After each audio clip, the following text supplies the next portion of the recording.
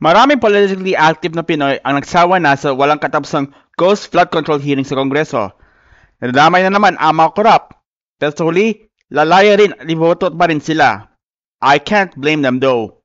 May ilan pa ngang nagbubulong-bulong na baka kailangan ng baguhin ng buong sistema ng gobyerno para mas ma-hold accountable ang mga politiko natin.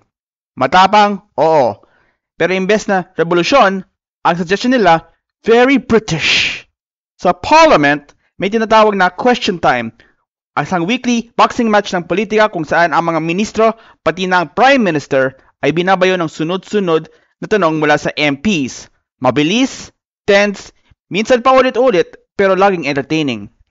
Pero bago natin yatong yakapin, tanong muna, paano natin to gagawing swak sa atin? Dito na papasok ang conjoint analysis, isang method na hindi lang basta nagtatanong ng preferences, kundi pinipilit kang mag-trade off. Para siyang which matters more, kape o tulog version ng policy design. Para sa hypothetical na question time natin, 3 factors matter: duration, time, at day. Unang lumabas, duration, na may 41% na weight. Ang paborito sa 5 options, 1 hour flat. Sakto, enough para seryosong talakayan, pero hindi nakaka-drain. Second choice, 45 minutes. Yung 75 minutes, talo.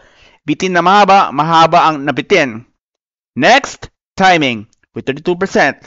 Nanalo ang 2:30 p.m. Bakit? Kasi sacred ang tanghali, especially tutok ang masa sa noontime shows or you're trying to check the first 2D and 3D games sa Lotto. Pag 3:30, antok na, tapos sarado ng stock market.